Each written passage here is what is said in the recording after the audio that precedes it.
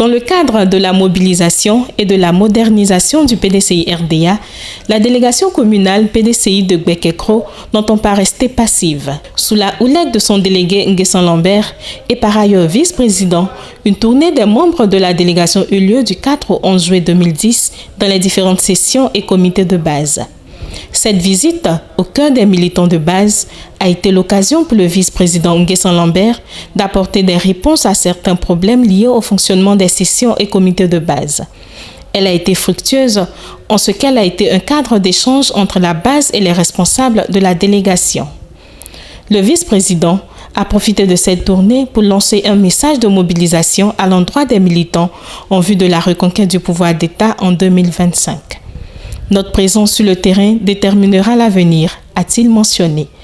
À l'issue de cette tournée, le vice-président Nguessan Lambert fait un bilan en attendant la synthèse des travaux du samedi 17 juillet 2021 à Bouaké. On est dans mes sections, se passe dans le cadre de la commémoration des 75 ans du PDCI-RDA. Nous avons, à travers la feuille de route qui nous a été remise, il a été souhaité que nous remobilisions suffisamment nos bases. Et la meilleure façon de mobiliser nos bases, de les remobiliser, c'est de me rendre dans ces sections-là. C'est ce que j'ai fait. Leur absence. Et nous avons saisi l'occasion pour demander aux présents de leur passer l'information que nous aurons les jours qui viennent une très importante réunion à Bouaké dans le cadre de l'adoption, la synthèse des travaux de ma délégation. Alors, dans l'ensemble, que peut-on retenir de cette tournée dans l'ensemble? Bon, dans l'ensemble, ce qu'on retient, c'est que la base est réellement sensibilisée, motivée pour les échéances à venir. Nous leur avons demandé de tout faire pour que les choses se passent bien pour notre parti avec les échéances à venir. Et je crois qu'ils en sont conscients eux-mêmes, ils nous l'ont dit, et ils se mettront à la tâche pour que le résultat soit atteint.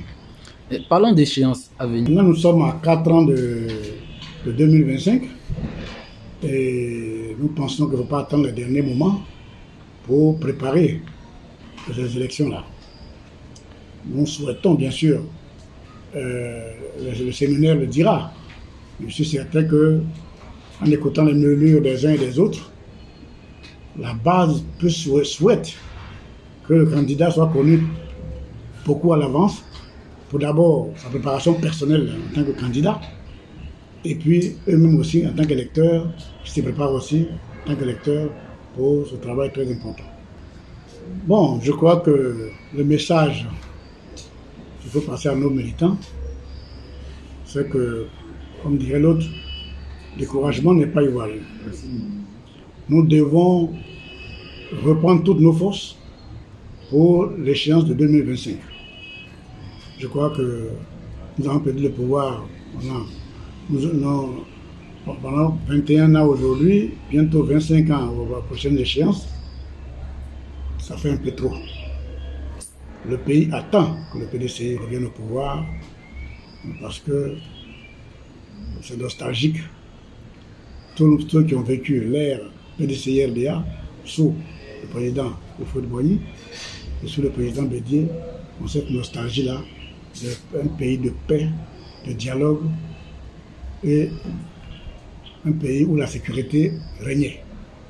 Et j'espère que si le PDCI revient au pouvoir, toutes ces vertus vont encore ressortir. Et profiter de cette occasion aussi pour les inviter à la grande messe qui va être dite le dimanche prochain aux jeunes médiateurs ici, dans le cadre de l'adoption, de la synthèse, le séminaire éclaté.